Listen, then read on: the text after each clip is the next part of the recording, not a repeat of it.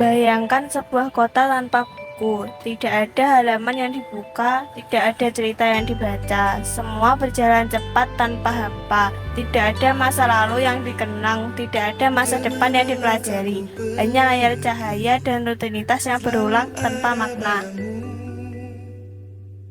Ku yakin makna nurani, kau takkan pernah terganti.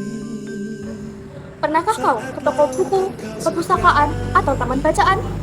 Tidakkah kau merasa istimewa ketika berada di dalamnya? Di sekelilingmu ada berbagai tokoh dari dunia nyata dan khayal. Tempat yang pernah kau kunjungi dan yang belum.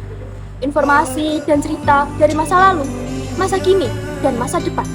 Semua berpadu, semua berada dalam genggamanmu. Saat berada di antara buku, tidakkah kau merasa menjadi raja dan ratu? Ruang dan waktu seolah menyatu tanpa batas.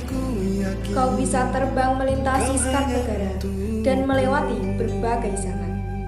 Kau bisa menyelam ke dalam samudra, melayang di angkasa, bercanda dengan aneka satwa, dan berkelana di tengah padatnya kota, juga di rimba rai.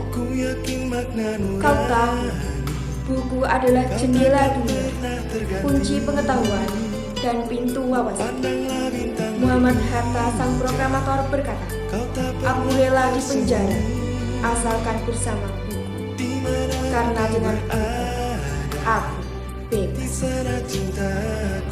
Melalui buku, manusia terbebas dari ketidaktahuan. Tempat-tempat yang dipenuhi buku adalah harapan berkembangnya pengetahuan dan wawasan. Tapi, apa jadinya jika kota tanpa buku? Pantaskah dia disebut kota? Di kota itu, mungkin kabar datang dari sumber lain, dari koran, televisi, atau internet. Mungkin informasi dan cerita datang dari cerita nenek moyang. Bagai dongeng-dongeng sebelum tidur, irama warganya pun tiada beda.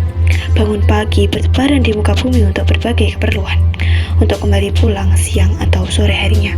Setelah itu, mereka berangkat tidur dan memulai lagi hari berikutnya. Semua serupa, semua tanpa jiwa.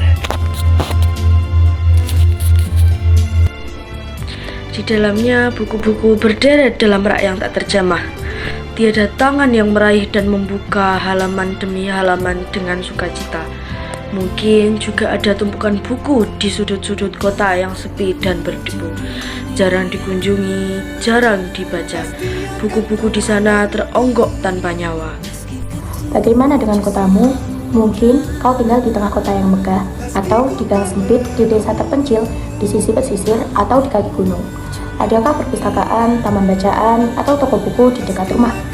Jika ada, apakah tempat itu menjadi wadah berkumpulnya anak-anak dan warga, menjadi pusat perkembangan, wawasan, dan pengetahuan, atau hanya menjadi pajangan?